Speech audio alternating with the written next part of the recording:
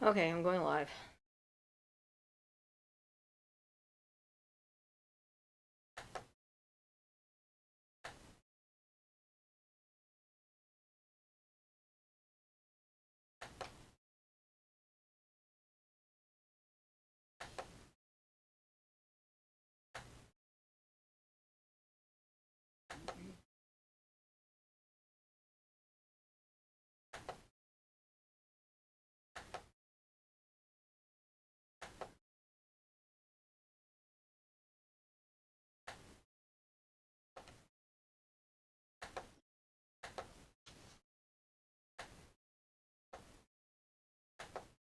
Somebody's here already.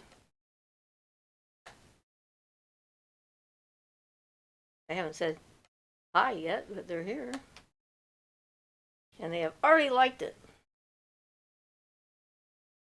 Carla! Hi, Siofra and Ian. How was your week? Hi, Carla. Welcome. Busy. Got a lot of stuff done. Danielle Hillock says, hello. Hi, Daniela. Or Danielle, excuse me. How are you? Yeah, Ian has been working on the building. The outside of the building has not all of the shingles up yet, but it's getting close, and painting it and everything. And I've been working on a few other projects inside. Decided to add something to the amethyst crystal crown that I made because it is like pokey. And so I'm making a thing with soft yarn around it so it doesn't hurt when I use it. Ian says, blessed be and welcome. Danielle says, I'm doing great. Fantastic. Hope everybody is safe wherever they are. Our weather here is just windy and clear. So, and the fog rolls in usually in early afternoon lately. Comes in fast. You can watch it just rolling in. It's just, boom. So yeah, we've been having some fun wind, but everything seems to be doing all right this week, as far as I can tell anyway. Just been busy. Because we're always busy with something.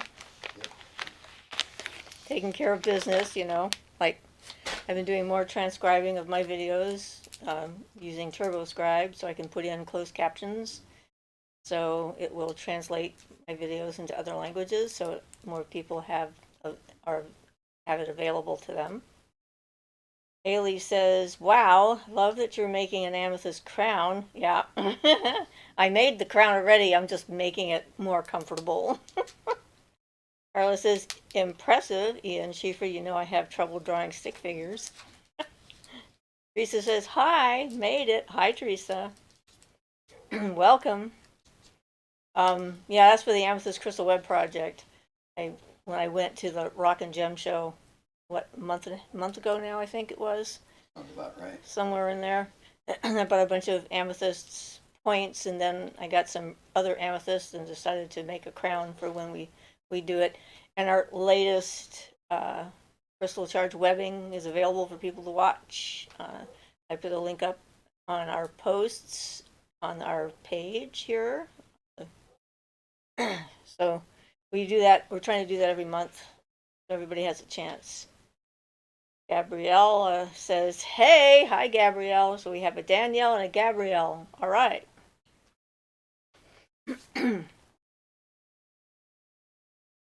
What do we want to talk about today? It's only been interesting transcribing all my videos. So I think actually, guys, there will be a book in the works. Doing it this way, I will be able to do that. So I was talking about that this morning with my friend Shay. Carlos says, didn't you guys have a flat tire for the show? I just had a flat tire today. No flat tires. I'm sorry, you had a flat tire. Please, we don't want a flat tire. Don't put that in our car's head. No flat tires. I've had enough problems with that car. Yeah, it has other issues it's dealing with that Ian is continuing to try and troubleshoot and resolve. So we have another thing now we're going to try and see if that helps it the rest of the way. It's better, but there's still something not working quite right. But no flat tire. But yeah, I'm a creative kind of individual, and I'm thinking of doing the inside of our temple pretty soon. I was starting to think about that yesterday, and want to revamp it so we can get back to being in front of our altars and so forth, which is always kind of fun. You guys can see some of the different altars that we have. Get them redone, but it's going to take a bit. It's amazing how much burning candles messes up your walls. So it's kind of Yes, annoying. it does. Yeah, it is annoying. It's like, yep, paraffin wax in the air apparently just gets on everything. So it needs a refresher for sure. So we have more projects in planning, and we still have to paint soffits and put them up. So that one's not going to be too difficult though. Just have to paint the board and let it dry and cut it in half, and then I get to stand there on a ladder and help hold it up so Ian can attach it.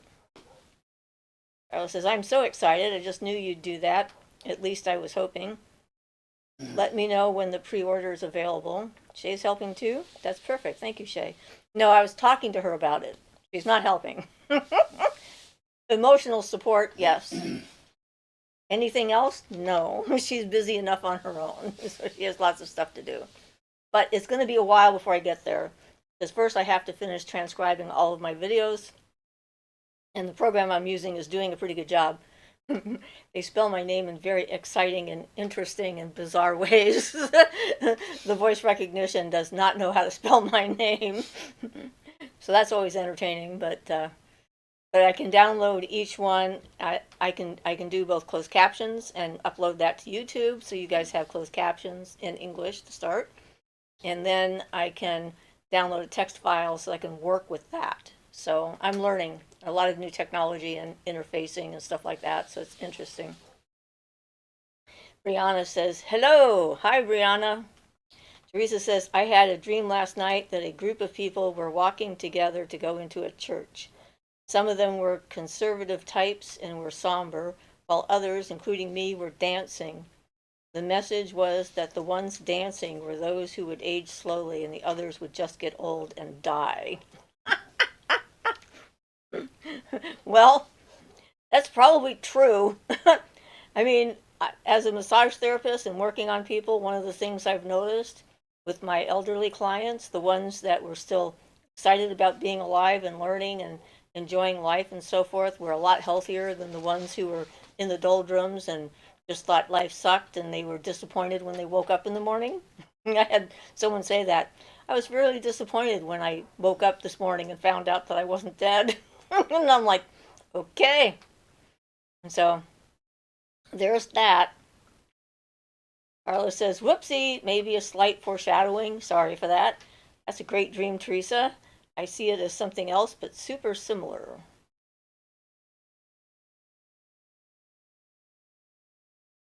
Yeah, I had a disturbing dream last night about society and its breakdown, so I'm just like, yeah, okay. No accounting for reality. And moving on. Haley says, just a suggestion. We use Whisper AI at work to transcribe audio to text. Their non-data stealing policies are good and the output is really pretty accurate. Well, actually, I have one I'm working with right now. I have a program I'm working with and they guarantee security. I read up on that. But yeah, and it is very accurate. It's just, it can't spell my name. I've been Shiva, some weird ass name that they keep coming up with. Oh, see, Shepherd, Schieffer, Scheifer.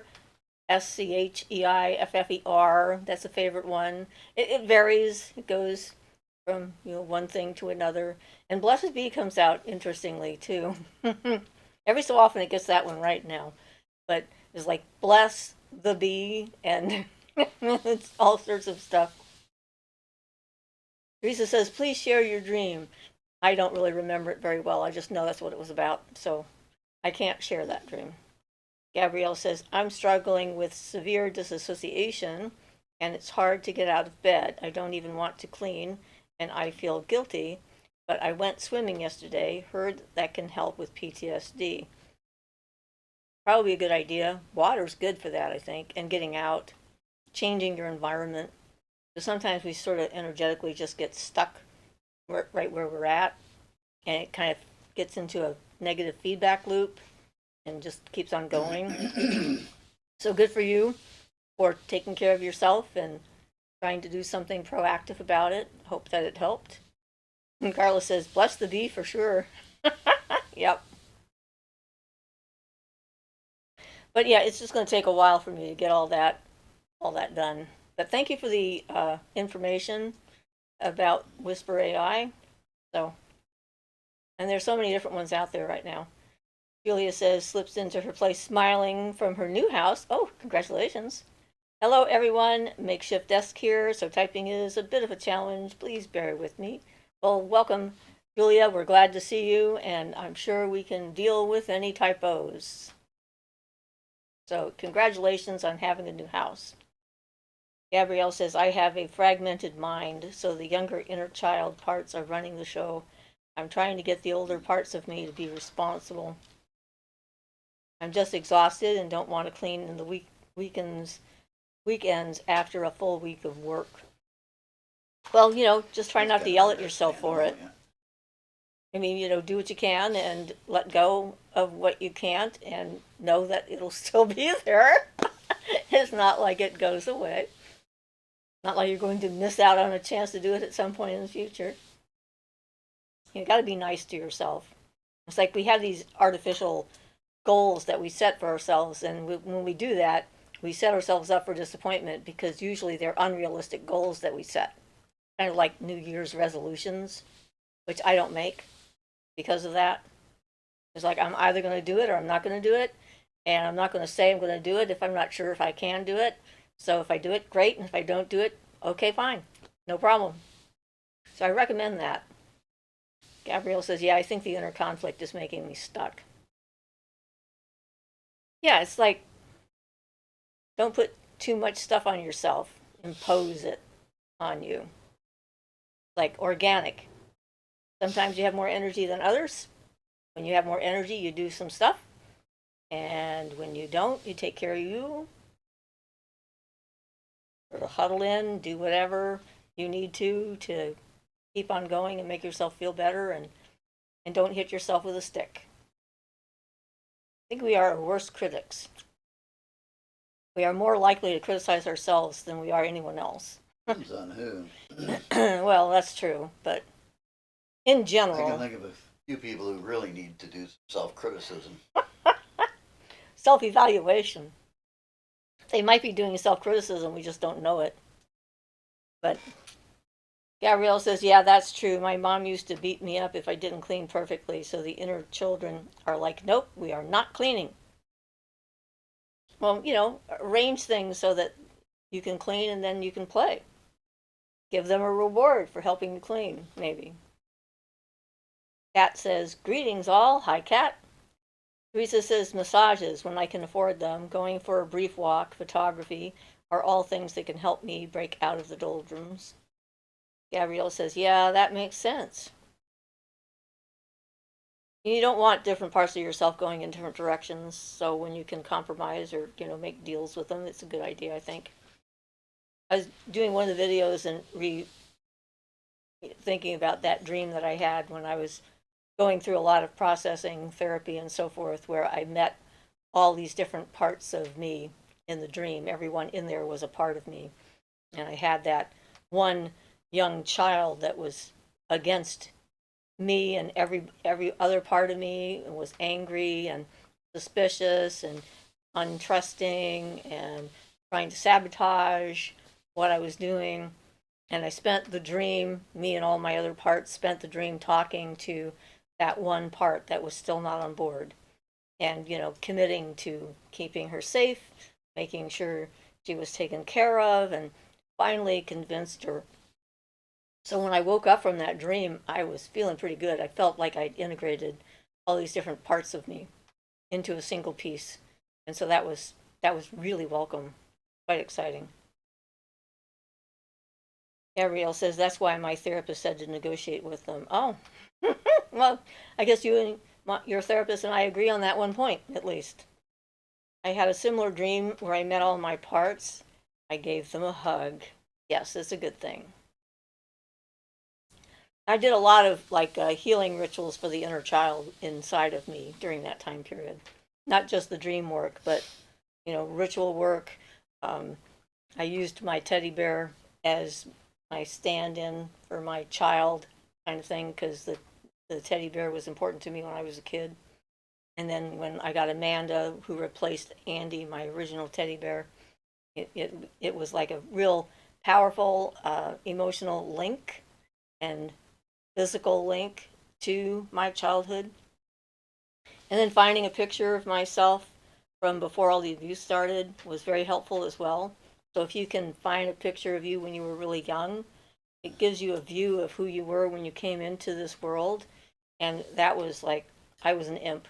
I was like this delighted, grinning, impish face that was like, yeah, I'm going to get into some trouble. I'm going to have some fun. And just absolutely loved everything. And the picture of me in a little bathtub, one of those little round sink tub things. And yeah, and that helped quite a bit. So it helped me to know what it was I was fighting for, why I was doing the work, was to gain back what I had lost, what the terrible people in my family had tried to destroy and take from me. And so, it's a really good physically visceral and visual clue.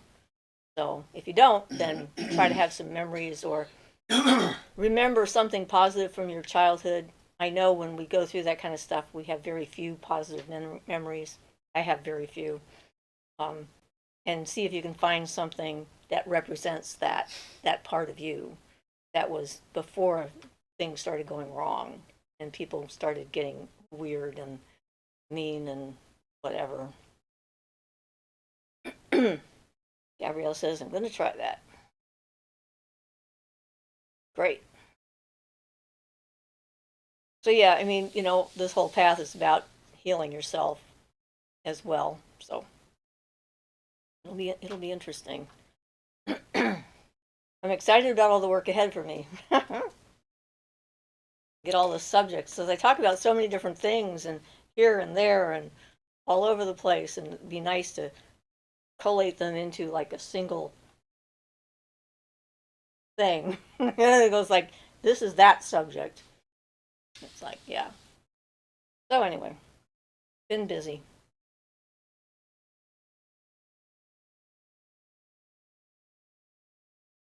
Has your weather been good down there, Gabrielle?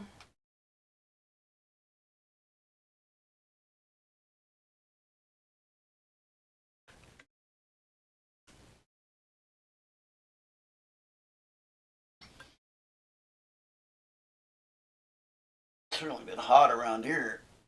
Yep. Especially when standing out in the sun doing shingles. Yep, it's been warm. Teresa says, did you change some of the titles of your YouTube videos? Yep, that's one of the things. I'm doing SEO, so search engines can find my videos easier, and that's one of the things the AI is helping me with. Get the right kind of keywords in there. Gabrielle says, we have fires. The air is bad. Oh, I'm sorry. Fire is bad. Don't like them. Yeah, I have a friend who lives in the like the Grants Pass area of Oregon, and he's getting tired of all the smoke every year, all the smoke and all the heat. It's been bad the last few years before this. I don't know how it is this year. Isn't he the one that's leaving the country? Mike? Oh, no, different person. I was thinking Frank. He doesn't live over west, does he? Well, somewhere up there. I don't know exactly where he lives. We visited him once. He lives in Applegate. I don't remember. It's too long ago. Kat says, has anyone ever had a season of not healing, self or otherwise, and why did it happen? What was the result? Did you ever get back to feeling passion for it? I have different seasons. Sometimes I'm focused on other things, and I sort of look at it that way. It's like a season, nothing to worry about. It's just the energy's not there, or the connection's not there, or I have other things I need to work on during that time, and then I'll get back to it. So I think most of us have had something like that. Teresa says, thought so. I rewatched a couple. Yep. Good. Gabrielle says, but yesterday I went swimming, so glad I got to enjoy that. Not knowing the fires were going to happen today. I love swimming. Me too. Me and the water get along pretty well. I haven't been swimming in a while, though. Haven't been able to get it worked into our schedule. Family stuff. We like to go together, so. Not Ian. He's not that fond of the swimming pool, but me and my daughter and my granddaughter sometimes we go together. I don't know, it's public swimming, chlorine, noisy people, Mm-hmm. kids splashing, Yep. you know, cold when you go in there, warm enough in the water usually. I don't know, just not my thing. Yep. Plus, which I don't swim worth a darn. I sink like a rock. He is not floatable.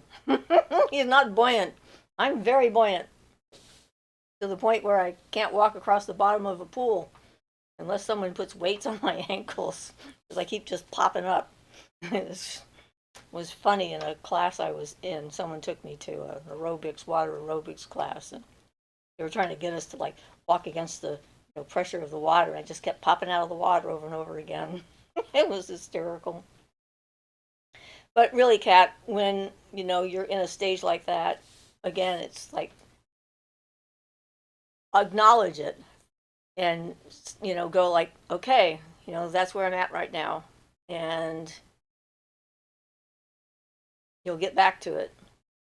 Trey says, hi, Siofra. Hi, Ian. Hi, Trey.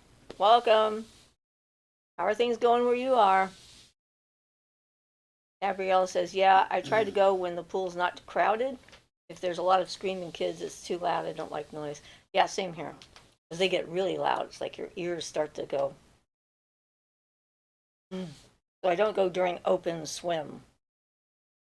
Like family swim. But yeah.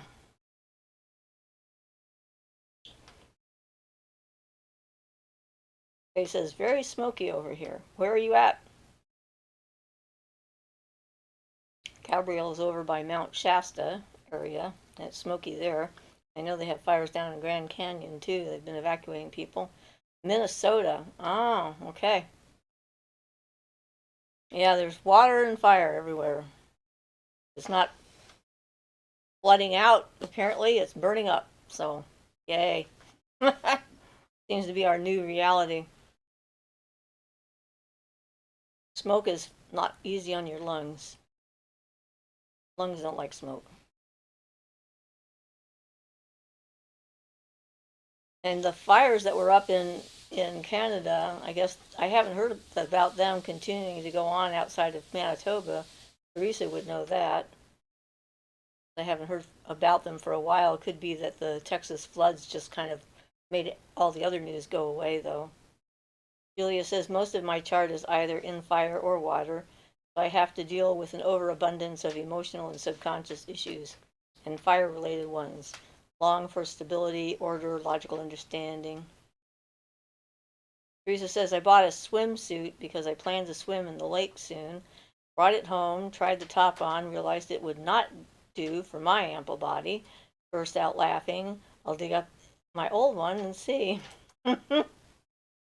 Julia says, in other words, want more earth and air. My chart is almost all earth, and that was the thing I was lacking the most. So, because I'm mostly water and air. So earth and fire are the two I have to work with. Ray says, I haven't heard about the Texas floods. Really? I guess you don't watch the news. 129 people dead so far and 160 still missing. Flash flood, the river down there rose 26 feet in 45 minutes in the middle of the night. We're talking massive quantities of water, and they have more coming. So it might happen again. We're worried about it. Norse Code says, why is this cancer season so violent with mass shootings, war, and deadly natural disasters? Well, the natural disasters are obvious. It's global climate change. What happens as the Earth in general gets warmer is the air is more capable and able to have more water moisture in it, which means then it falls out of the sky a lot more and all at once. And fires are probably part of that as well. Because in some places it's wetter, other places it's drier as things are patterns are shifting around. I guess that the jet stream is not as actively moving things around as it was, so things are tending to be stagnant and stay in one place. As far as the human violence goes, there's always been human violence, so who knows? It's disappointing in humanity, but that's a whole different thing. Gabrielle says fires active across the prairies. Evacuations from the north continue. We have drought conditions. Gabrielle says that's terrible.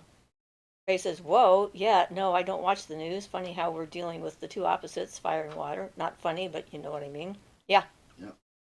And I don't like watch the news all the time, but I sort of keep updated on the general mood and events that are going on.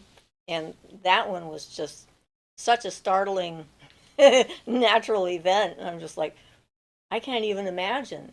There's a video of some people standing on a road as the river is rising, and the people are just backing up the road because the water just keeps coming at them, and they just keep backing up and backing up and backing up because the water just kept on rising. It was insane from all that stuff. And so those poor people, I can't even imagine how devastating it must have been for all the people who lost family members and so forth and whatnot. So there's going to be long-term consequences for that. And then North Carolina had a similar event too, and I think Chicago had one recently. It's like it's been happening here and there across the country. So Norse Code says it's just so extra, literally every day this cancer season. Well, it's summer. This is when this other stuff happens, right? That's when the weather gets more aggressive and there's more movement coming in the atmosphere, and that's when the hurricane systems are starting up and going across. Right now, there's some mitigation in the hurricane season because another giant dust cloud from the Sahara is slowing down the atmosphere in that area between Africa and the United States. So some of that is having a harder time building up. So that's a positive thing. That dust cloud from Sahara comes every year at least once. So, changing things. And also we hear a lot about more, I think that's part of it. I was talking about that this morning. In the old days, if you wanted to know what the next town was up to, you had to get a cart. You had to pack your cart. You had to get a horse or a couple of horses. You had to get some people to, guard you from brigands on the road. You had to take a week of your time in order to travel down the road to get to the next town to find out what was happening. And now we just know, if we want to, what's going on anywhere on the planet at any time. And so if we, the news wants to focus on the big things, so those are the things that we're going to hear, there's no doubt about it, and they're terrible. But then there's lots of other things that are happening too. It's just sort of interesting shift in how information is disseminated. And when I was young, we didn't have, we had a phone. We did not have an answering machine. So no one could leave you a message. If the phone rang, if you were home, you could decide to pick it up or decide not to pick it up. There was no way to know who it was. And if you didn't want to pick it up, you didn't. And we always said, well, if it's important, they'll call back. Very different from sending somebody a text and expecting them to answer in the next 3 seconds. And if they don't, you get upset. Like, where are they? What are they doing? What's going on? So yeah, it's a real huge shift in our expectations of information and how much there is that's out there. Norse Code says, I'm also a Cancer with all the fire signs. So, yeah. What we choose to focus on is going to affect how we feel in our personal lives.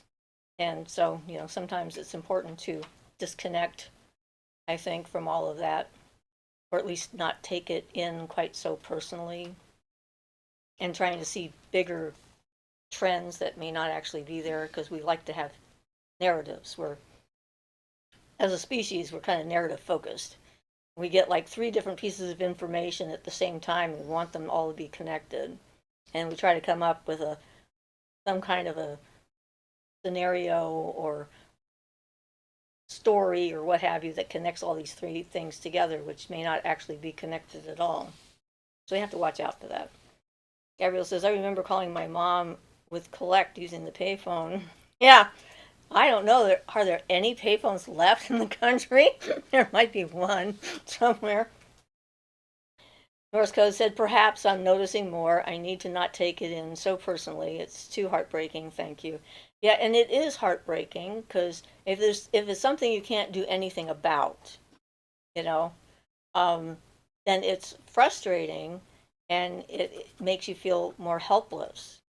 And so, if it really affects you like that, you can find some local situation where people maybe need help and see about volunteering your time or energy or giving something you don't need away to another family or something. I don't know. Helping yourself, your family, and your own friends. I figure with me, that's my charity at the moment. My family. They're always needing help from me one way or another. Well, still, it's a form of karma yoga. Anything, even if it's your family, it's still good karma to do Yeah. good for them. So, yeah. Yeah. If it's a form of karma yoga where you don't actually expect a thank you or a result from it, then you're actually performing a mystical practice That's right. by doing it. Giving without expectation of something in return. Yep. Yep. And like Moya says, a gift not freely given is not a gift at all. It's something with an attachment of expectation to come back. And so it's better to give things without expecting something in return. And then what you get is that feeling, something good. So Teresa says, I have a general question about the use of sexual energy in spiritual practice. For example, Tantra versus raising energy in the craft. Any comments? It's one way to raise energy. It's a form of energy raising. Let me state first off that there's a whole lot more to Tantra. And Tantra, the actual sexual magic part of Tantra, is a very small part of Tantra. That's just a minor subset of the whole tantric practice that has been taken out of context mostly by Western people. It is there and it is legitimate, but Tantra covers a whole wide field, not just the little aspect of using sexual energies for that. But then in that case, you'd probably want to, Tantra is some very specific methods and practices. So,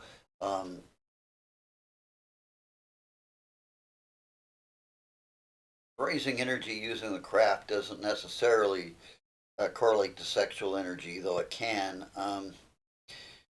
Practically speaking, there's nothing wrong with tantric sexual practices as long as you're aware of the different ways of going about it, and the people need to be aware that it constitutes, especially if you're a male, a loss of energy, unless you're just building it up, in which case there's a whole other issues there. Anyway, it's a whole, that part is a whole science in itself, which is probably easier for people to do the Wicca stuff, but you learn the Tantra stuff properly, it can be very effective, but they don't necessarily have similar goals in mind at all either. And raising energy with the craft is going to be like, dancing, drumming, singing, focus, concentration, and so Yeah, forth. which can consist of that kind of energy, but Right. doesn't necessarily, because it can use all the other kinds of energy, If it's a solar, equinox or something, you're using solar energy or something. Lunar cycle is going to Yeah. be lunar Yeah, energy. exactly. Yeah, it's just another way of raising energy. Yeah, I don't think really that tantric stuff is anything special. It has its drawbacks. Like I say, for a male, it's losing the akaja aspect. And then there's some negative tantric practices too, where the people are basically vampires. It's a method of vampirism, which is also very negative. So, Well, yeah, there's always that potential. yeah.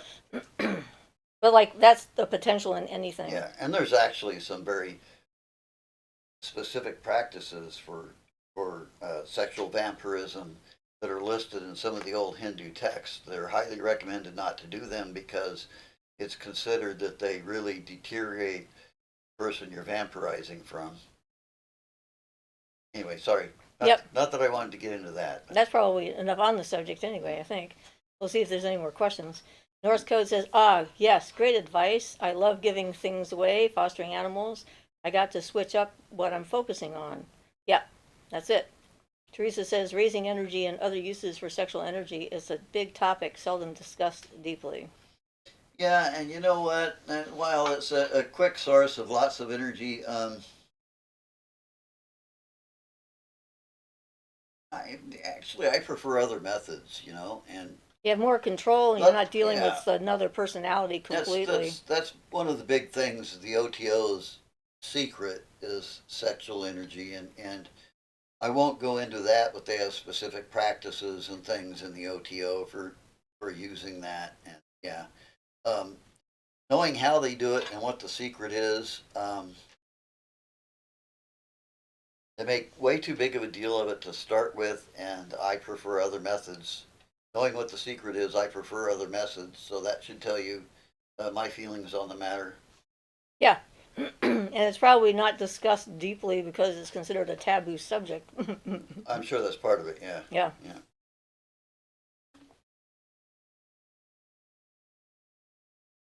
But, that's our take on that. Jesus is not trying to get too personal here. Yeah, that's fine. We're not going to take it personally either.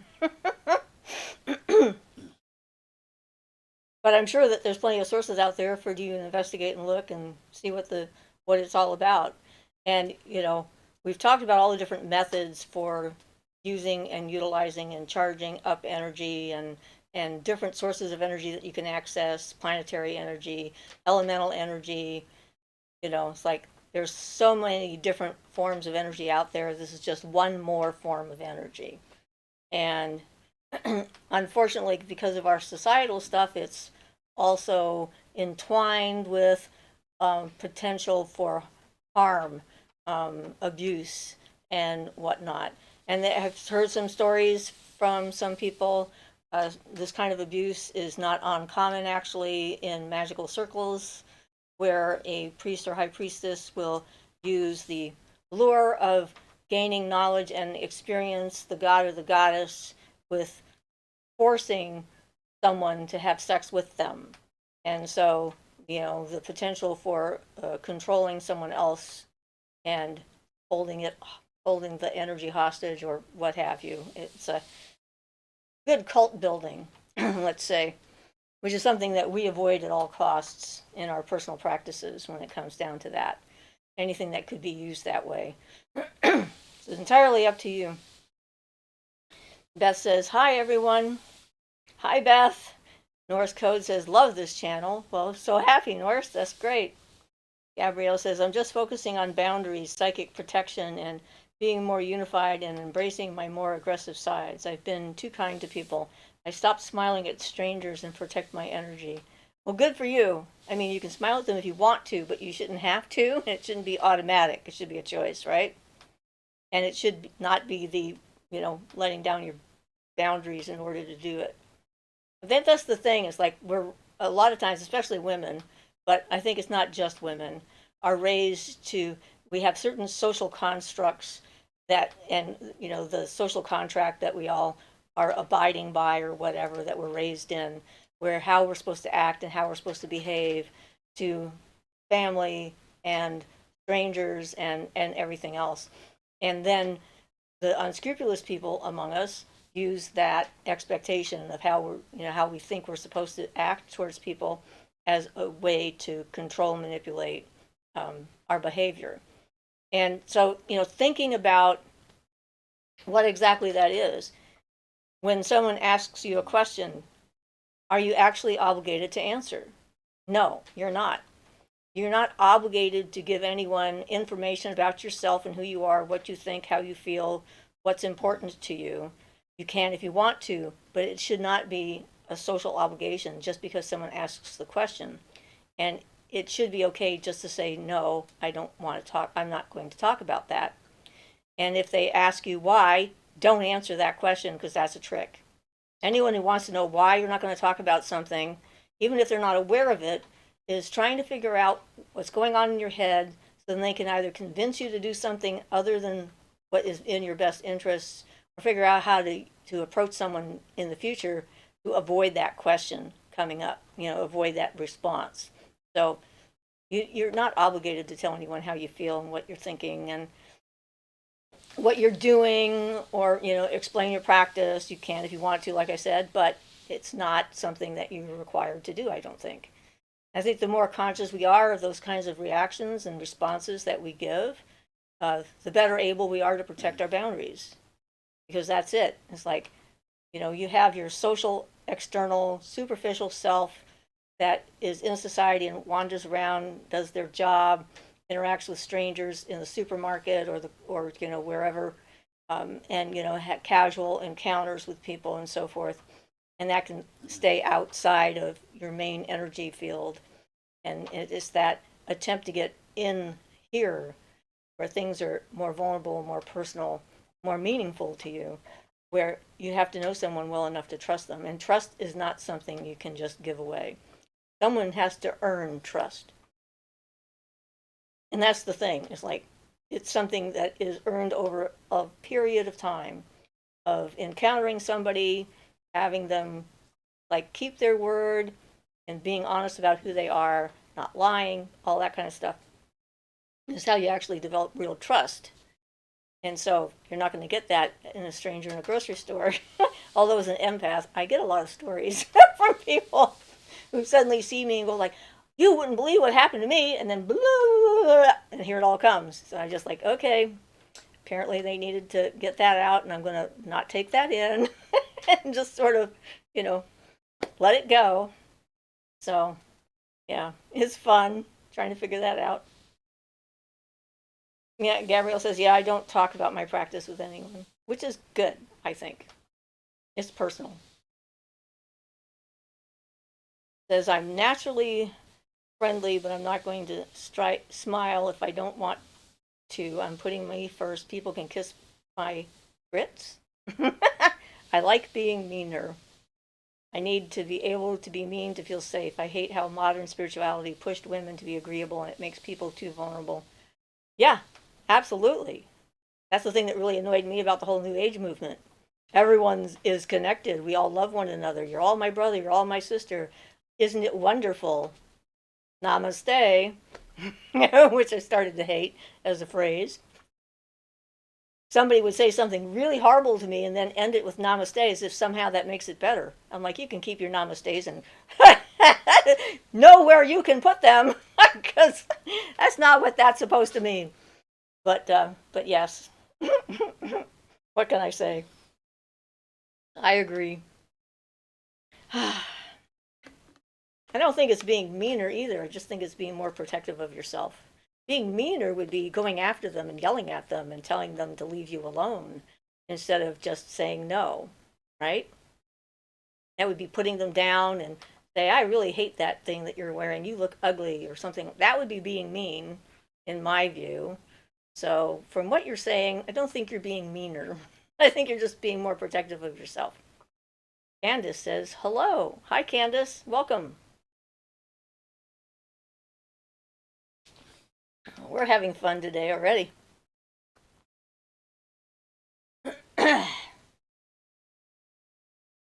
Everybody has interesting faces up there today. And it says, thank you. Just subbed.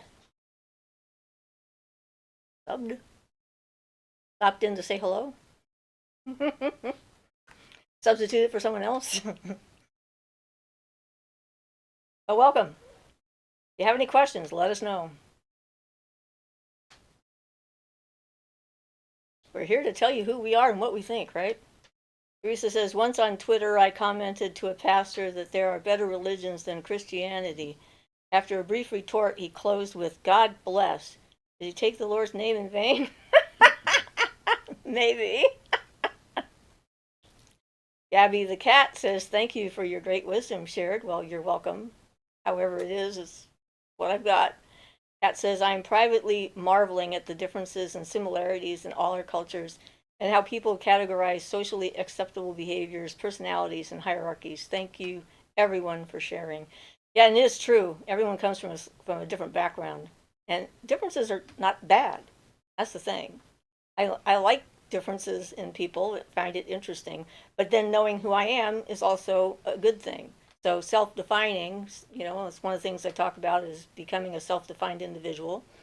And then you can meet other people where you are, with who you are. And that makes things go a lot better. Then it's easier to tell when things aren't right for you because you'll sort of get that feedback instantly from yourself. Julia says, "Woot, you go, girl. I am very explicit when I respond to the passive aggressive side swipes."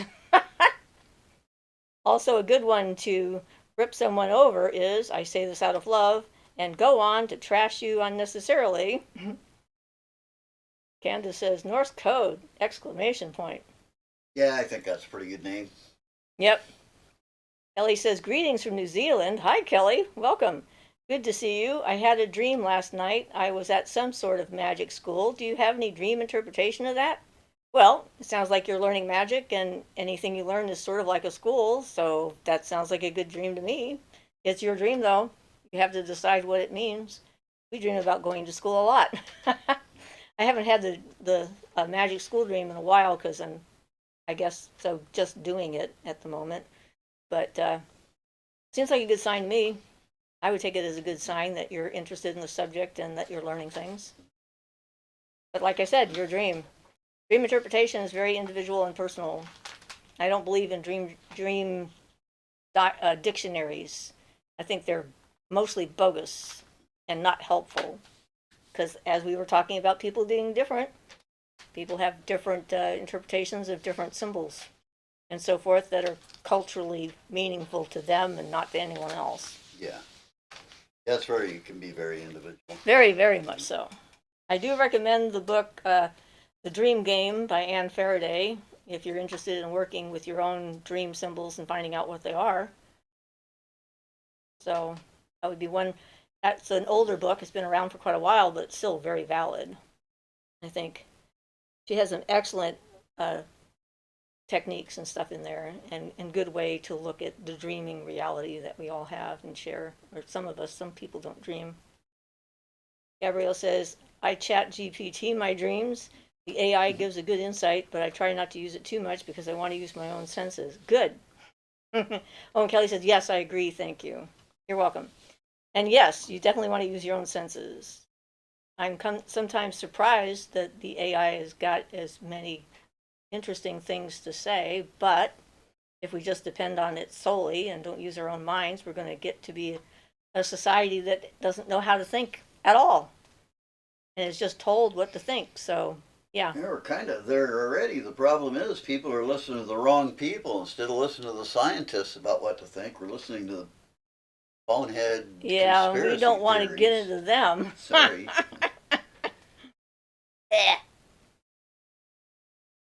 Yeah, the most recent one was the weather control and the guy who attacked the Doppler radar system to destroy it to save people from weather control and mind manipulation with Doppler radar systems. It's like, okay. And okay, I'm a witch, but I also like science. And I think there's nothing about either one that excludes the other completely at all. But I like to use critical thinking when I can and figure stuff out. And I try not to make assumptions about what's actually going on. Because once you form a narrative and stick to it, you kind of stop all of the input from coming in that might disallow it or change your view. Kelly says, how often do you go live? Once a week on Sundays at 2 p.m. Pacific time. This time, we've been on for about 50 minutes, so that gives you an idea. And usually we have less or more magical talk and less like random stuff, but hey, there's some it magic. is what it is. Yeah, there's magic stuff in here too. But yes, we talk about whatever seems to be on top of mind too. Yeah. Julia says, I have a conspiracy theory about conspiracy theorists. Gabrielle says, speaking of conspiracy theory, I saw a guy with lizard aura and I didn't believe in that before seeing it. He was a bad guy. If that had been just a type of energy he was channeling, Well, yeah, it could very well be because your brain is going to interpret it. And I mean, okay, so bad guy, lizard energy says sociopath to me. All right, no empathy, and we think of lizards as cold-blooded, not warm. We think of empaths and humans as warm, and connecting and stuff like that. So it would make perfect sense. It might be a good way for you to be able to tell who's a sociopath without having to do it too much. Ellie says, awesome, Monday morning for us. Yes, you guys are a day ahead. We sometimes get people from Australia on our live show, which is great. And we actually, one time we had someone from India who just popped in briefly and said, is this real? Yes, we did. And we said, yes, we are on right now, and this is real. I don't think he ever came back, as far as I know, but it was kind of entertaining. So, yeah. And,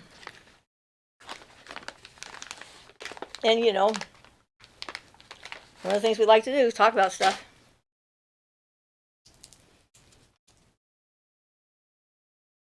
So, welcome. Of course, you're in the opposite, you're in the southern hemisphere, so that means that your seasons are the opposite of ours. And since we're coming up on midsummer, August 1st, you're probably in the winter then. Gabrielle says, yes, he was a terrible person. He was trying to get at me in a vulnerable moment. I can't believe people are so terrible. But I can't be naive about how some people are. Absolutely. And I'm very naive over the years. I've been very naive, learning how to not automatically trust people just because I can see the potential good in them, and trying to learn how not to positively project on them and think that there's some good there that isn't there because I want to see it.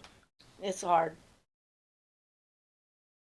And so, yes, when someone says something really horrific and you hear them say it, believe that's who they are. Period. Don't try to give them excuses. Don't try to rationalize it away. You've just gotten a really pure look into the nature of their soul, and put that information away and know that this is who they are. Julia says, yeah, like the whole primal part of the brain, also known as the lizard brain. Yeah, that's true. Once had a confrontation with a guy that was beyond drunk, and his eyes showed that lizard worse than anyone else I'd ever seen.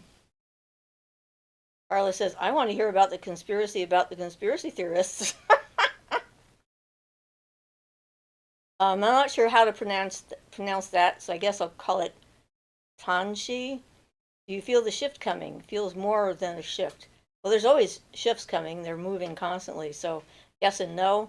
I mean, I did a video recently on what's to come. So if you want to know what I saw coming, you can watch that. I was in a very dark spot when that happened. And Teresa says, I've been doing daily chakra meditations lately and chanting the mantras. Mojo always snuggles with me when I start the chants. My spiritual cat. Gabrielle says, exactly. I realized I was positively projecting or seeing their higher self and getting confused by their earth self. Yeah. And that's a big thing. I mean, when it's the whole new age thing with everybody being brother and sister and everyone loving each other, it's like, hey, when I'm a pure spirit and I'm out there and I can actually see exactly who you are, not a problem with it. We can love everybody. Still won't have time to be with everybody because, there's not that much room in the universe or time in the universe, I don't think. But that's fine. But here in a physical body, I need to protect it and myself, my autonomy and so forth. And that's what I'm here to do, is to learn about being a human. So Carla says, Tanshi, it feels like something is pregnant and about to burst to me. I kind of know what you mean. Yeah, I had this icky pregnant dream where something really gross was being expelled from my body. I don't know for sure what that meant, but that was another weird one. So yeah, we'll see. But the bottom line is, it's your personal experience with it that's going to matter, and your path that's going to make the difference for you. Whether everyone else feels it or no one else feels it, it's sort of a moot point.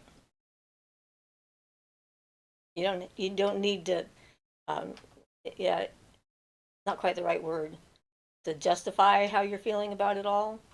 or seeing what you're seeing. I mean, at any point in time, there should be some people that are trying to figure this out. Maybe there's more here than there used to be, but maybe that's because there's a lot more people than there used to be, just by sheer numbers. And we have this ability to communicate with one another. Okay. Looks fine to me. Yes.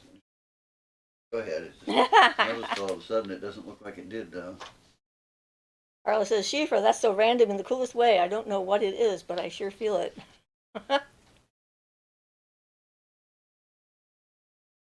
Maybe we're getting rid of something really icky. Would be nice. Ah, society at large. If only we could control them all. Like that. Yeah, wouldn't it? Someone, when I was as a massage therapist, someone gave me this this little plaque, little thing once, and it has a wand on it, and it says, "Poof, my work here is done." And I thought that was so perfect. If only. Carla says, crossing fingers. Gabrielle says, I also feel like women tend towards hoping for the bright side of people because that has kept female humans evolutionarily safe from all the male violence. That could be. Definitely. Well, you know, Make yourself like not threatening and, whatnot. That might come from years of, being traded for land and cattle and whatnot. I don't know. Ariel says, so maybe a lot of women need assertiveness training. Could be. The right kind of assertiveness. Don't need bitch in your face training. Just being who you are and not taking it.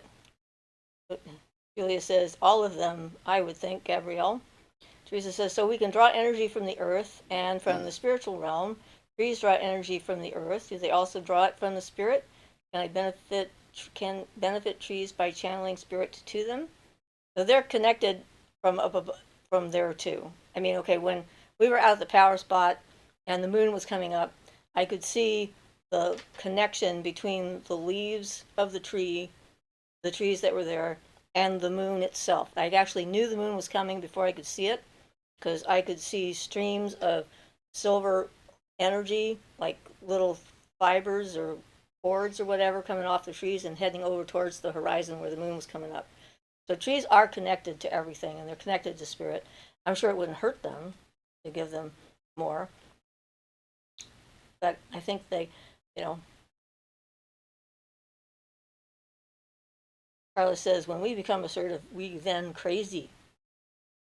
Kat Eden says, but also women are the portal for life and beyond. Of course, we're wired to see the light within everything despite the presence of darkness, my opinion for Gabrielle. And a lot of it, like I said, is cultural conditioning. There's no doubt about it. My mother was trying to train me how to get a man by manipulating the heck out of him. Not winning a game was a big one. Whatever you do, if you play a game with a guy, don't win. They'll never see you again. I'm like, really? It's like if I'm better than them, that means I should lose? I don't understand. those type of approaches are worked on me. Me either. I don't like mind games. That kind of stuff just really. Blech. Carla says, ooh, the trees. Something is up with them because they're shimmering a haze in the daylight. Well, depending on where they are, they're going to have more or less energy too. I've gone when we travel and down the road and stuff. Every so often, we'll get to an area where all of a sudden the trees are just awake, and I just notice it's like, wait a minute, this forest is awake. This is not just your ordinary everyday tree. This is like an awakened forest. So definitely can change. Teresa says tree haze happens when it's too hot. They exude it to protect themselves from the elements. Oh. Gabrielle says, I heard a spiritualist claim we can't absorb energy from the earth indiscriminately unless we're sure it's not energetically contaminated by the negative actions of humans. I say poppycock. I agree because the earth cleanses those energies. Poppycock. Exactly. You're not, you know, the earth cleanses that stuff. That's the function of the earth. You know, animals poop on it all the time, and No kidding. you know, And then they die and leave their carcasses behind. and you eat food from all that. So you're pretty gross, aren't you? Yep. Eating that food just grew on dead things and all that. It's the same way. Earth cleanses the energy. Yep. Sorry. They're trying to make it so that it's very difficult to do anything. Maybe they're trying to be special that way. They can teach you the right way to do it or something. I don't know, but yeah. Gabrielle says she made it sound like it sounds a little paranoid. And thank you, and laughing. So yes, she agrees. I mean, I remember when I used to worry about it when I was trying to get rid of a lot of negative energy, anger and rage and things like that that I had, and I worried that if I let it go, I would hurt the planet. And they kind of corrected that pretty clearly with the whole analogy of, you know, mud, dirty water, and icky stuff goes through dirt, sand, and comes out the other side clean as can be. It's like just purifies it. And by keeping the negative that we think we have inside of us, who we're harming is ourselves, not the planet. Yeah. And by letting it go, we're giving it energy to do something else with it. It becomes available to them. It's the same kind of thing, you know. Plants grow off your poop. This is the same kind of thing. You're giving it to the earth to recycle, and it makes useful stuff out of it and changes it into something different. So, you know, unless you're trying to pull your energy directly out of a sewer, which I wouldn't recommend, I have no problem with using earth energy. And Carla says, Teresa, thank you for that. I was a little excited because everyone else could see it too, but alas, science. We're in the middle of a heat wave. That explains the haze. Well, you know, sorry, but that's a good thing. Teresa says, although thought forms can linger in places from negative people and events, maybe the spiritualist was confused. Well, actually, positive thought forms can linger too, like the idiot in Big Sur who was on an acid trip and left thought forms all over the forest. But most people aren't going to notice that. And yeah, not only that, are you getting, you know, are you pulling in, if you're pulling energy from the earth, then you're not pulling it from those other spirits and thought forms and things. That's right. If you don't have the capability of discriminating what you're pulling it from, then you shouldn't be pulling it in. But well, yeah, you know, that's a good point. How about pulling in solar energy? It's everywhere. That's right, and it touches all of us, good and bad alike. Yeah. So yeah, Gabrielle says, I don't know how she came to that conclusion. Carla says, oh my God, trippy thought forms. Oh, it was so annoying, especially when I went there to be away from people and away from all their stupid thoughts. Because I was very sensitive at the time. And I go out into the deep woods in the middle of nowhere. And I'm like, seriously? What the hell is all this stuff? I'm grounding out thought forms all over the place, trying to get back to just the woods part. So yeah, people do leave their psychic garbage wherever they go, which I find annoying. Bad enough that they litter in reality, they litter psychically as well. It's just like, bleh. So Gabrielle says she also claimed Kundalini was from a sacral chakra imbalance and attracts incubus or lower astrals and makes a person oversexed. Oh my God. You need to not talk to this person ever again. I confronted her about that and told her she was misinformed. Oh my. Well, talk about delusional. Apparently she must have come out from a Christian background because sex and energy and yeah, okay. Carla says, you know, I'm sitting here laughing my ass off. Yep. I am too. What can I say? I'm so sorry she's in that state. It must be a terrible place to exist. Being afraid of her own energy and having to like shove it down and control it because she's going to get overwhelmed and taken over by all these horrible lower astral beings. The fact is, it really shows she actually knows nothing about Kundalini, so she shouldn't be talking about it because that's just like way off base. Kundalini has nothing to do with a sacral chakra imbalance. No. It's all about getting your chakras and everything in balance. Yeah. I mean, if she doesn't know that much about it, then she shouldn't be talking about it. Carla says, Siofra, you just read my mind. I was going to ask Gabby if the girl is an ex-evangelical. Gabrielle says she has her own hang-ups, but thinks she knows because she has a PhD. I couldn't talk her out of it. Yeah, Okay, I hardly can't read, almost can't read books by degreed PhDs. people anymore. Yeah, I can't stand their attitudes. All I can say is we were actually talking about this today. Somebody who thinks they know the actual answer to anything at all, I will not listen to because they're obviously an idiot. Anyone who knows anything knows that there's lots of stuff we don't know, and it's easy to misunderstand stuff. So she is clearly thinks that she is an expert in her field, and that tells me that she doesn't know what she's talking about. Because even a real expert in the field has got an open mind, and will listen to what you have to say about it. And she has created the narrative, like we talked about earlier. We have to watch out for creating these kind of narratives. And she has put energy into the narrative and has created a reality around herself, which is not a pleasant reality that she exists in. So you don't really want to join her where she's at, and there's no point. It's like, yep. The more people say that they know everything, the less I listen. Yep. Yep. It's like, I'm sorry, what? I don't think so. Ah, Gabrielle says, yes, exactly. She actually has a Kundalini course. Oh, no. Really? She's really going to mess people up. Carla says, is that PhD from a Christian university? We have tons. Gabrielle says, I had to stop listening to her. Thank you, Gabrielle. We're so happy that you stopped.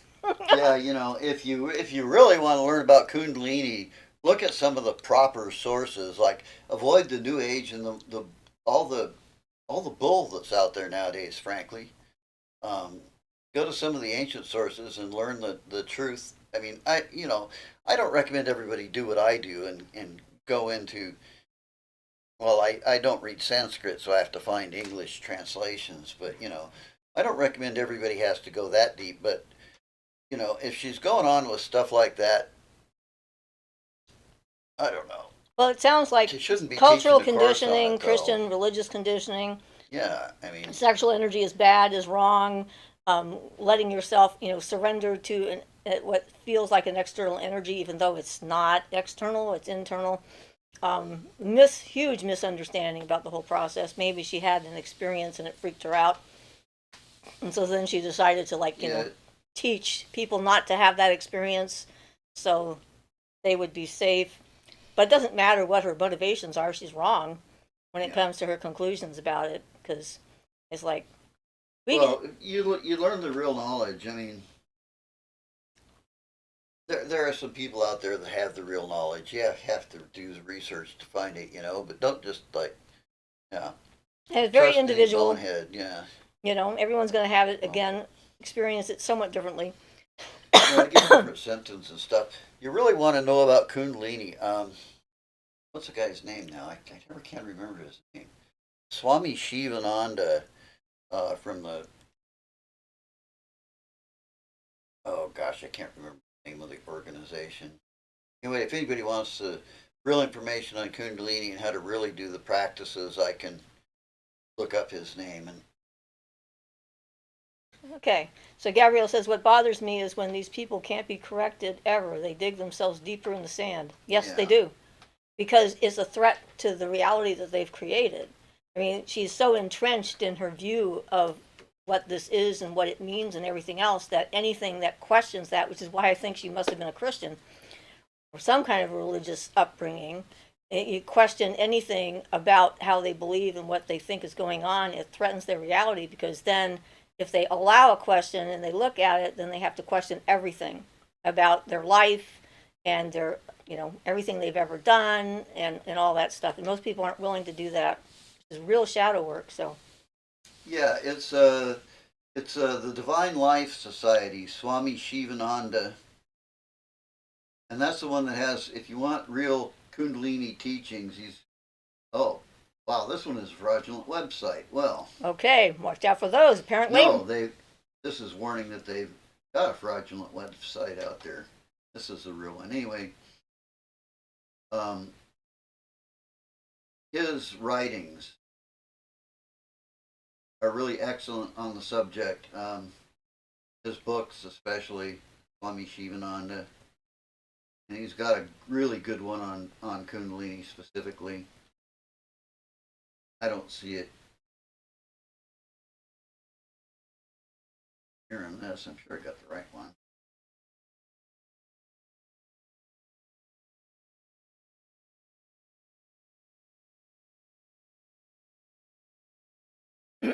So Teresa says, oh, Gabrielle says, what bothers me is, yeah, we did that one. Teresa says, I came across a YouTube vid from a Christian warning that witches ask you 5 certain questions that you should never answer, like what is your birth time, your full name, etc., because they want to curse you with the information you provide. It was so comical. Gabrielle says, the lack of humility with these teachers ticks me off.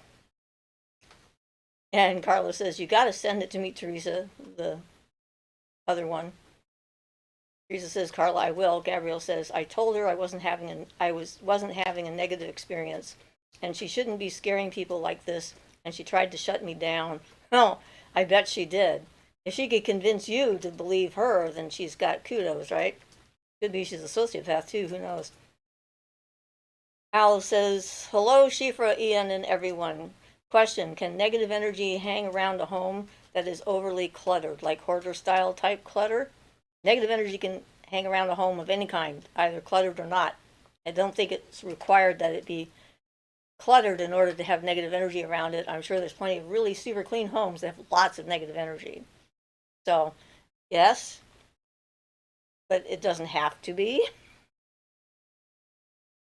Carla says, look up Greg Locke. He blocked me years ago because I told him that I bonded him against doing harm against himself and others in his comment section.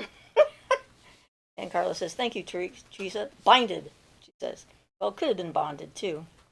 It could work. Gabrielle says, laugh out loud, no, we just want to give them an accurate astrology reading. Jen says, hello, everyone. Hi, Jen. I mean, there could be some people out there who do that kind of stuff, but certainly not all witches, for heaven's sakes. And if they're that powerful that they only need that piece of information in order to curse you, I don't know that they'd need that at all anyway.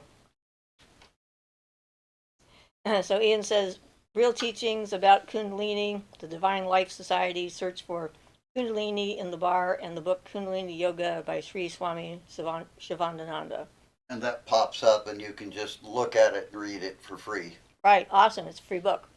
Yep. Teresa says, laugh out loud, Gabrielle. Blue Moonstone says, hello, everyone. Hi, Blue Moonstone. Carla says, snort, Gabby.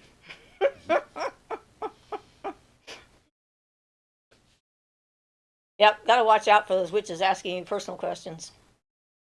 Norse Code says, I've been working on cleaning and decluttering my home since my narcissistic mother passed away. I use Palo Santo, incense, sage, and other herbs. Yeah, those are good ones to use to get rid of negative energy. Once you have it clean the way you like it, add some other stuff like sweetgrass and frankincense and whatnot to bring in some positive energy. But I think Palo can be used for both negative, getting rid of negative, and bringing in positive, but I'm not sure. Gabrielle says, haha, I love how they're so afraid of witches when most of us just play in the woods with fairies and bless our tea. No one is going to waste energy cursing them with butt fleas. I know, they really think that they're important, don't they? That everyone is so interested in doing something mean to them that they're going to get targeted. And it's like most of them are like, why would you bother? I'm sorry. That's too much work. Too much work and not interesting at all. I have other much more important things to do with my time than run around trying to curse people. Yeah. Unless somebody's a serious threat, then you need to deal with it. That's a whole different subject. Star says, hello, everyone. Hi, Star. Norse Code says, oh, I love sweetgrass and frankincense. I also have the amber chunks that you burn on charcoal disc. Oh, my God. Amber is one of my favorite smells. It's lovely. I sneeze like crazy, but I love it. Julia says, don't give me your bigotry and I won't give you butt fleas. Deal. Yeah, they really do think we're all up in their business. Gabrielle says, thanks, Ian. I'm going to look up that book. Yeah, and the thing is that it's just so interesting that they're all so worried about that, and we're also not interested. It's like an ego problem on their end, I think. Teresa says, I love copal resin, having trouble finding it in Canada. Yeah, It's available here in the U.S., but not very prevalent. You hardly ever see it. you can order stuff online. Yeah. Sometimes it's the only way to get it. Who knows with the current tariffs what that's going to cost? But I have a little chunk I picked up copal. somewhere. Yeah. Yeah, we've got a bunch of myrrh too. We got like a pound of myrrh. That's a lot of myrrh. I think it was a pound. I don't know that we'll ever use it all. Let's use it for other things too. It's got some medical purposes. Yeah. It's antiseptic. Norse code said resin. Yes, I couldn't think of the right word, Julia. Yeah. Oh. Yep. Battery. Let's down. Something wrong with the plugger?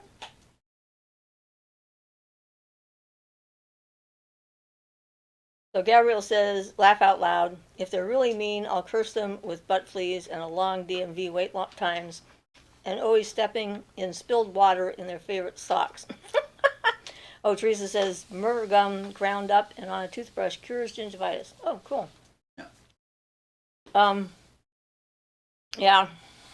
Yeah. Well, I can tell you, it's like they come to you when they need help. Isn't it ironic? They said, oh, help me, things are going bad. And you feel sorry for them and you have the skill set to do so. And you help them. And then they go like, oh my God, they helped me. They must be evil. I will never speak to them again. And I think that's because they generally believe in the beginning that you can't actually do anything. I think you're right. And then they find out you can, and then they're like, if they had that power, the things that they would be doing would not be nice things. Otherwise, why would they be afraid? Projection is what it is.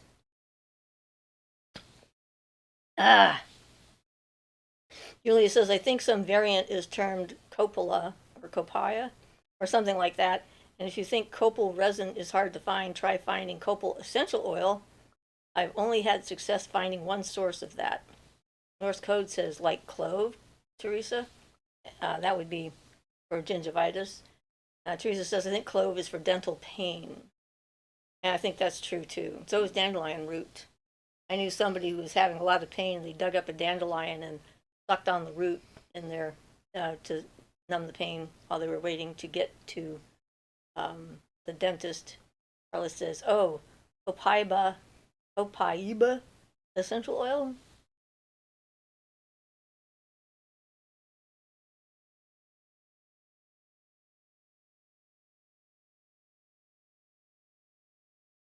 Opaiba and copal are different, says Teresa.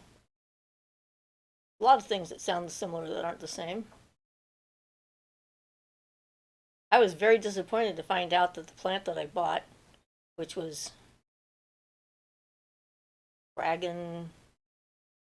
that incense.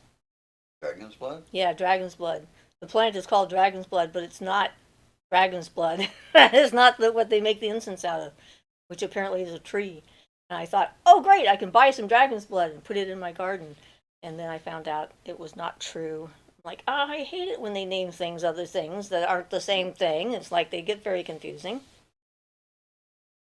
So yeah, although it was a nice plant as far as it went, it was okay, but I don't think I had kept it though, because it was either getting out of control or something, and I put something different in there. Norse code says, oh, I love dragon's blood resin. Yeah, and that's it. It's a resin, so it's from a tree.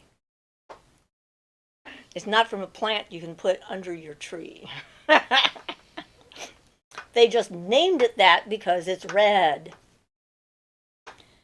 And they thought, dragon's blood is really popular. Maybe we can get some people to buy this. And yes, they did. Teresa says, and the mandrake root from Europe and the US are different. The European is the real thing. Gabrielle says, I like frankincense resin. Yeah, me too. Both frankincense and myrrh. Yeah, frankincense is pretty uplifting. I always thought frankincense was a little more spiritual, myrrh was a little more heart oriented, or a little, a little denser, still very positive, but on a little bit different plane. Frankincense was more spiritual, or actually more cleansing, maybe. Mm-hmm. And Carla says, I was going to try to help you out with some copaiba, EO, if it was a stand-in, Teresa. Guess not. Morse code says, today I'm learning so much from you guys. Well, good. We like to offer helpful information. Well, it's nice to know that yeah, that It's, somebody gets some value out of it. Yeah, so right, thank otherwise you. why Yeah. are we bothering, right? Yep. Yeah. We're not doing it for ourselves, that's for sure.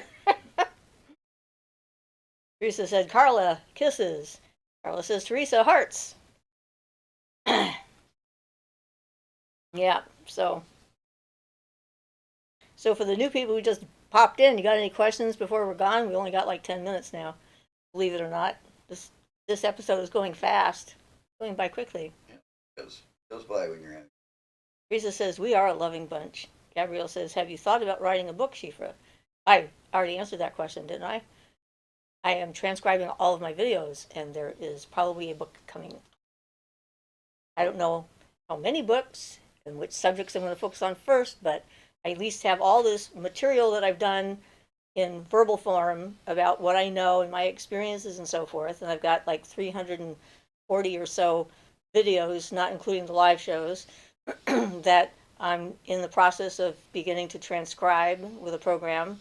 So then I can have them as a text file, so then I can look at putting them all together. You can put all the stuff together and Yeah. make a book on magic, considering all the videos you got out. Yeah. Yeah.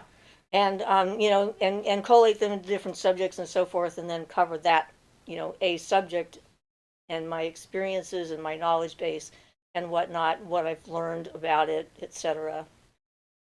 So yes. Carla says, we are a loving bunch. Gabrielle says, oh, I came in late and missed you saying that. Well, it's okay. Gabrielle says, this is awesome.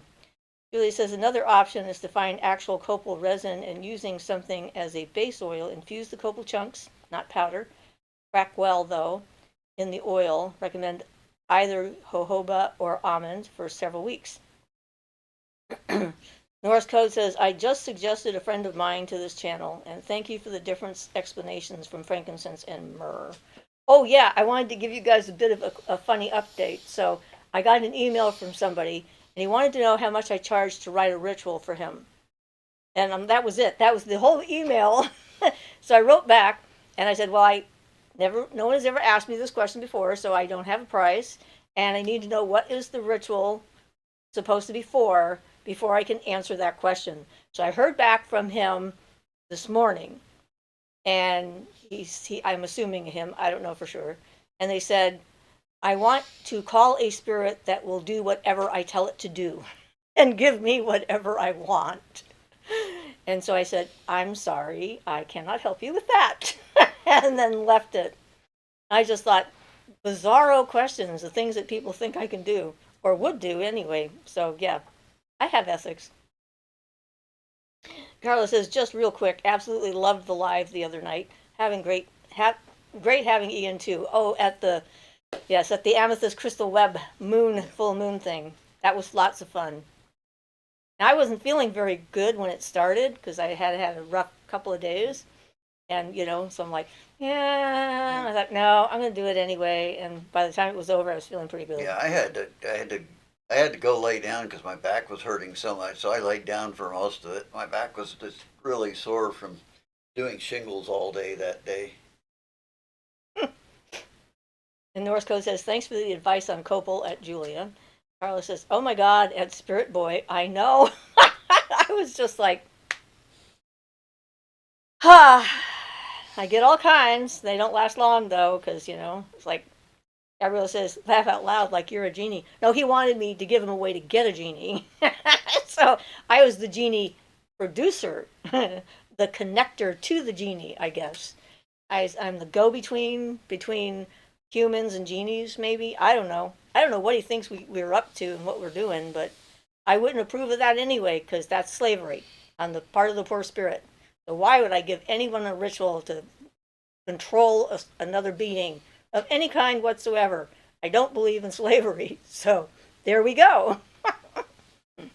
North Code said, same. I was feeling nauseated during the full moon. So he was having a little difficulty.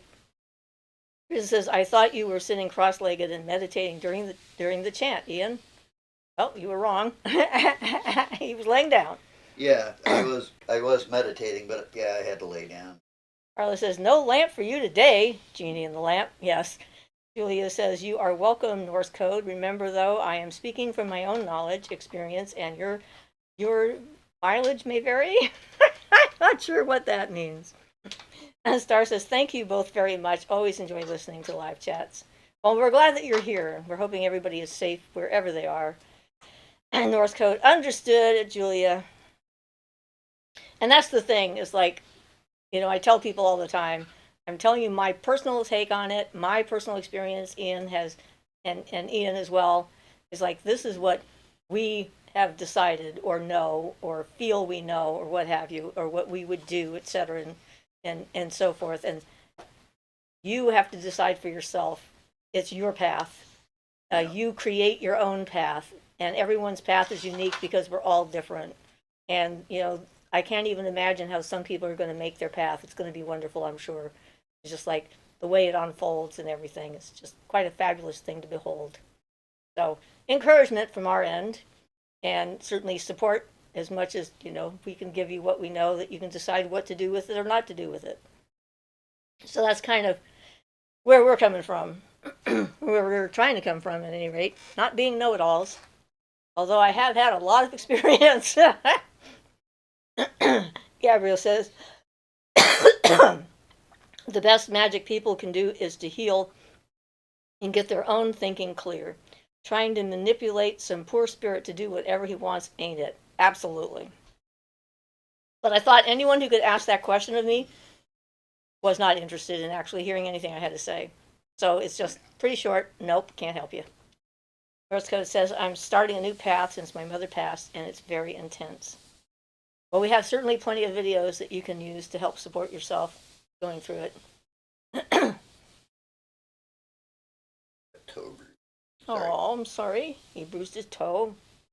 Julia says, I have loved being here today, so many thanks and good energy to you and everyone. Special thanks to Siofra and Ian for providing this wonderful place that soothes my heart and soul. Blessed be. Oh, thank you. That's very nice.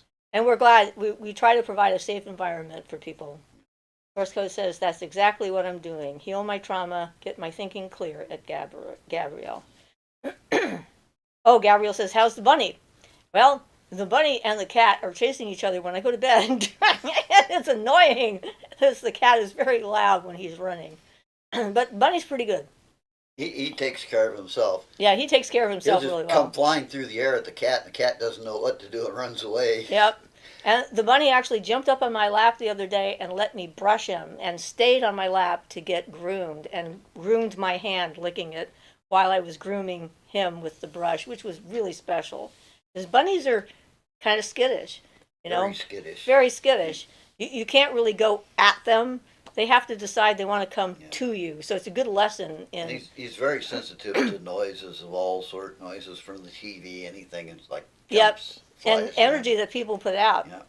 My granddaughter and her friend came in and they walked towards the bunny, and the bunny hauled ass out of there. It's like, I don't know who you people are and what you're doing, but I'm not staying. He seems to be very aware of people's energy. Very sensitive little guy. Yep.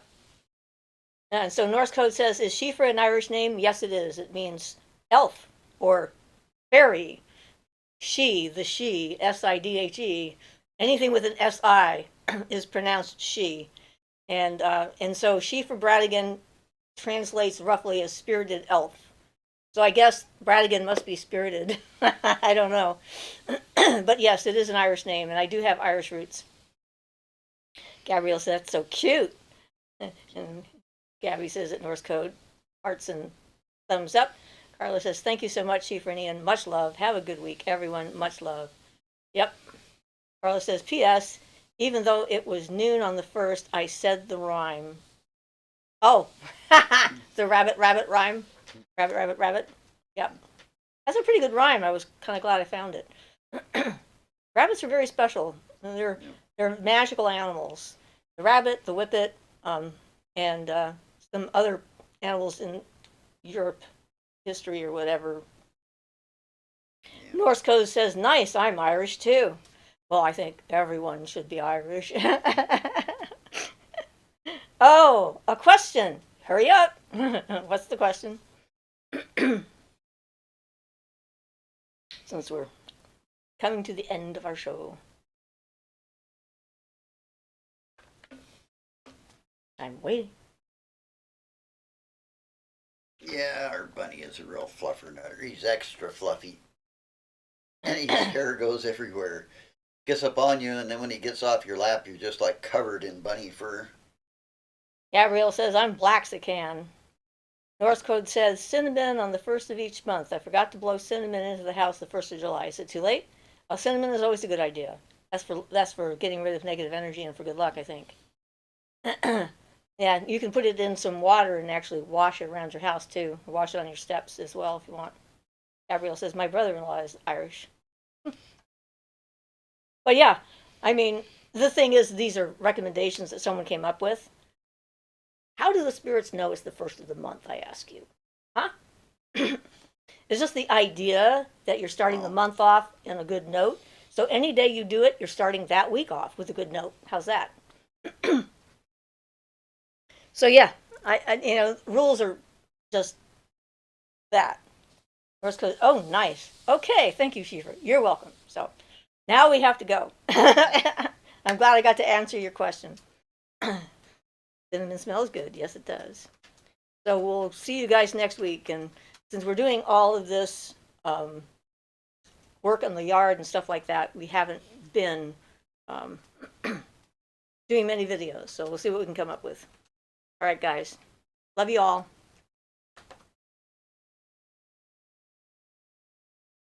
Norse code says thank you. Gabrielle says bye. Teresa says blessed be. Ian says goodbye and blessed be. You're welcome. You can always send me an email if you want at Siofra's Magic Alcove at gmail.com. Bye.